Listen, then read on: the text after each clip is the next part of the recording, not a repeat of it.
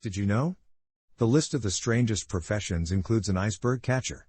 Until the middle of the last century, about 6 ships perished annually at sea due to huge blocks of ice. Now iceberg catchers come to their aid, who save the ships from a possible disaster. It all started with the Titanic at the beginning of the last century. A bunch of ships sank due to a collision with icebergs. The Titanic alone is worth something. After World War II, the U.S. Coast Guard launched the International Ice Patrol in the North Atlantic Ocean. Ice Patrol monitors the North Atlantic. The Ice Police flies daily over the North Atlantic Ocean and informs captains of icebergs that may be encountered along the route. From February to June, they especially watch out for the Canadian island of Newfoundland. Every year the current brings there several thousand icebergs, the size of which reaches a 20-story building.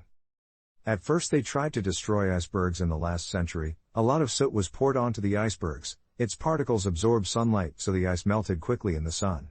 Later it turned out that only the tops of the icebergs were melting from this. Then they rolled over, and the lower part, which is usually much larger than the top, floated above the water, which increased the likelihood of disaster. Then they tried to destroy the icebergs with water cannons or sent robots at them, which were supposed to keep them in one place, but everything turned out to be useless. Iceberg catchers tow them away from the ships. The destruction of ice floes on the spot turned out to be impossible, so there were iceberg catchers who dragged them aside. Most often they are hired by oil companies, as drilling platforms cannot abruptly change course and avoid the iceberg.